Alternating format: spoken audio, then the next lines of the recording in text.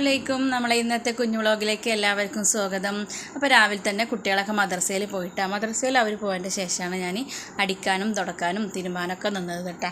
അപ്പം മുറ്റടിക്കൽ കഴിഞ്ഞിട്ട് പിന്നെ ആകമൊക്കെ അടിച്ചു വാരി തുടച്ച് അങ്ങനെ അലക്കലൊക്കെ കഴിഞ്ഞിട്ട് അലക്കാൻ കുറച്ചുണ്ടായിരുന്നുള്ളൂ. അവർ ഇന്നലത്തെ യൂണിഫോം ഞാൻ വൈകിട്ട് സ്കൂളിൽ വന്നപ്പോൾ തന്നെ അത് കഴുകിയിട്ടിട്ടുണ്ടായിരുന്നിട്ടാ. പിന്നെ വൈകുന്നേരം മാറ്റിയത് അങ്ങനെ മാത്രമേ ഉണ്ടായിരുന്നുള്ളൂ ഡ്രസ്സ് ഇട്ടാൽ.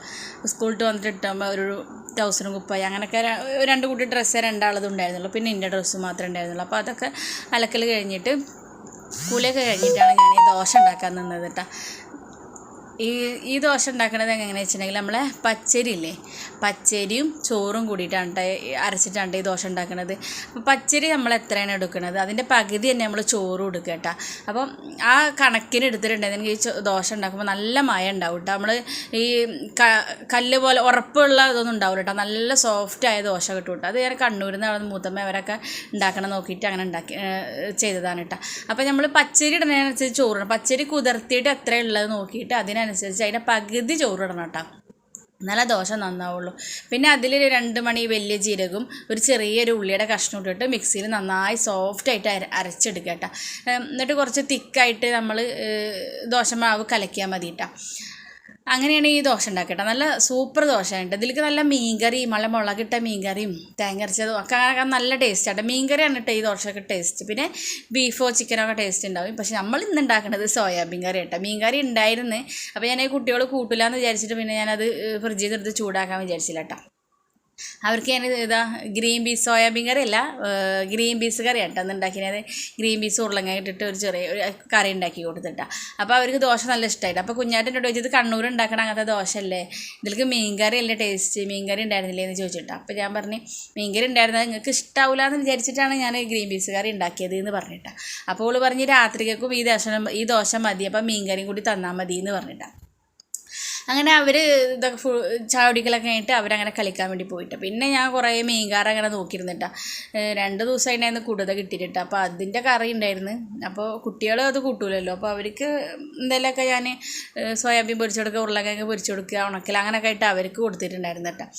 അപ്പം ഇത് നമ്മളെ ഷാമോന് രാവിലത്തെ ചാടി കഴിഞ്ഞിട്ട് വീണ്ടും ദോശ വേണം വിശക്കുണ്ടെന്ന് പറഞ്ഞപ്പോൾ അങ്ങനെ കൊടുത്തതാണ് കേട്ടോ. അപ്പോൾ അത് ഇരുന്ന് തിന്നണം കേട്ടോ. അപ്പോൾ ഓനക്ക് ചട്ടിനി ഉണ്ട്, ഇന്നലത്തെ ചട്നി ബാക്കിയുണ്ടായിരുന്നു. അപ്പോൾ അതും കൂടി കൂട്ടിയിട്ടാണ് അവൻ തിന്നത്. പിന്നെ അതാ ഷാമോനക്കൊരു വർക്ക് ഉണ്ടായിരുന്നു കേട്ടോ സ്കൂളിൽ ചെയ്യാൻ വേണ്ടിയിട്ട്.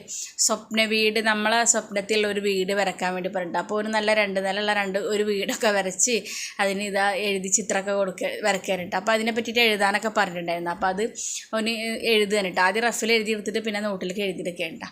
പിന്നെ ഞാനിന്ന് ഉച്ചയ്ക്ക് മീനൊന്നും കിട്ടില്ല എന്ന് കണ്ടപ്പോൾ സാധനം വാങ്ങുന്ന സമയത്ത് കുറച്ച് ബിരിയാണിൻ്റെ അരി വാങ്ങിയിട്ടുണ്ടായിരുന്നു കേട്ടോ. അപ്പം ഞാൻ എന്ത് ചെയ്ത് നമ്മളെ സോയാബീൻ പൊരിക്കും ചെയ്ത് ഉരുളങ്കിഴങ്ങായിട്ടൊരു മസാല ഉണ്ടാക്കിയിട്ട് ബിരിയാണിക്കൊരു നല്ല ചിക്കൻ കറി വെക്കണ പോലെ നമ്മൾ ഉരുളങ്കിഴങ്ങായിട്ടൊരു മസാല ഉണ്ടാക്കി, നല്ല സൂപ്പർ മസാല ഉണ്ടാക്കിയിട്ട് അതിലേക്ക് ഞാൻ പിന്നെ നമ്മൾ ബിരിയാണിയുടെ സാധാ നമ്മൾ ഇതുണ്ടാക്കിയിട്ട് റൈസ് ഉണ്ടാക്കിയിട്ട് അപ്പോൾ അതിലേക്ക് ഇട്ടിട്ട് നല്ല സൂപ്പറായിരുന്നു കേട്ടോ. നല്ല ടേസ്റ്റ് ഉണ്ടായിരുന്നു. നമ്മളുള്ള ഉരുളക്കിഴങ്ങ് മസാല ഉണ്ടായില്ല സൂപ്പറായിട്ട്. നമ്മൾ ചിക്കൻ റോസ്റ്റ് ആക്കിയ പോലെ തന്നെ നല്ല ഉണ്ടായിരുന്നു. അത് മണം കേട്ടപ്പോൾ ഷാമോ എന്നോട് ചോദിച്ചിട്ടുണ്ടായിരുന്നു അത് ചിക്കൻ വാങ്ങിയോന്ന് ചോദിച്ചിട്ടുണ്ടായിരുന്നു കേട്ടോ. ചിക്കൻ വാങ്ങാമെന്ന് ചോദിച്ചിട്ടുണ്ടെങ്കിൽ ഇവിടെ അടുത്ത് എവിടെയും ചിക്കൻ കട ഇല്ല കേട്ടോ. കുറച്ച് കണ്ടത്തോട് കണ്ട് പോകണം. പിന്നെ വാങ്ങിക്കൊണ്ടു തരാനൊന്നും ആരുമില്ല. പിന്നെ ഇപ്പോഴത്തെ ബുദ്ധിമുട്ടുകളും പ്രയാസങ്ങളൊക്കെ ഞാൻ പറഞ്ഞിരുന്നല്ല. അപ്പോൾ അതുകൊണ്ടാണ് കേട്ടോ. അപ്പോൾ ഇങ്ങനെ ആകുമ്പോൾ അവർക്ക് ഇഷ്ടമാണ്. നമ്മൾ സാധാ ചോറ് തിന്നണക്കാട്ടി നല്ല ഇഷ്ടമുണ്ട് അവർക്കിത്. അപ്പോൾ ഞാൻ ആദ്യം അതിൽ വലിയ കുക്കറിലിട്ടിട്ട് ഇത് നമ്മളെ റൈസ് ഒന്ന് ഒരു ഹാഫ് വേവിച്ചതിന് ശേഷം പിന്നെ ഞാൻ ആ മസാലയിൽ കൂടെ നമ്മളെ ചെറിയ കുക്കറിലേക്ക് ആക്കിയിട്ട് മസാലയിൽ കൂടെ അത് ഊറ്റിയിട്ടിട്ട് ഒരു വിസിലടിച്ചപ്പോൾ നമ്മളെ ചോറ് റെഡി ആയിട്ടാണ്. അപ്പോൾ ഞാൻ ഇതെടുക്കുന്ന സമയത്ത് നമ്മളെ കുഞ്ഞാറ്റ അതിന് എടുത്ത പാത്രങ്ങളും ഇതൊക്കെ കഴുകി വെക്കേണ്ട. അവളെ കൂലിയൊക്കെ കഴിഞ്ഞിട്ട് ഞാൻ തലയിൽ അങ്ങനെ തോർത്ത് കെട്ടി വെച്ച് കൊടുക്കും കേട്ടോ, ഉണങ്ങിയ തോർത്ത്. അപ്പം മുടി നന്നായിട്ട് ഉണങ്ങി കിട്ടുമല്ലോ. അപ്പോൾ നമ്മൾ ബിരിയാണിയൊക്കെ അവിടെ സെറ്റായി. അപ്പോൾ അതിലേക്കുള്ള പപ്പടം അതിലേക്ക് ഒരു പപ്പടവും പൊരിച്ചിട്ടാണ്.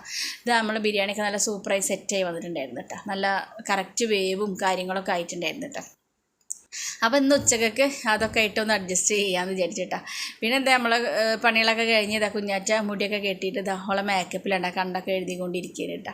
അപ്പോൾ ഇന്നലെ സ്കൂളുണ്ടായിരുന്ന ഇന്ന് മാത്രമല്ല അവർക്ക് ലീവുള്ളൂ. അപ്പോൾ ഇന്ന് കുറച്ച് കളിയും കാര്യങ്ങളായിട്ട് നടക്കലുണ്ട്. അപ്പോൾ ഷാമോൻ്റെ ചിത്രം വരി ഇതൊക്കെ കഴിഞ്ഞിട്ട് അവൻ്റെ കൂലിയൊക്കെ കഴിഞ്ഞിട്ട് ഇപ്പം ഇന്ന് ചിത്രവരൻ്റെ ഒരു ഇത് കിട്ടിയിട്ടാ. ഇന്ന് ചിത്രവരൻ്റെ അല്ലെങ്കിൽ ഓനക്ക് ഓരോ കളികൾ. സൈക്കിൾ ഇപ്പോൾ പഞ്ചറായി കിടക്കുന്നതുകൊണ്ട് സൈക്കിളായിട്ട് പുറത്ത് കളിക്കാൻ പോകാൻ പറ്റില്ലല്ലോ.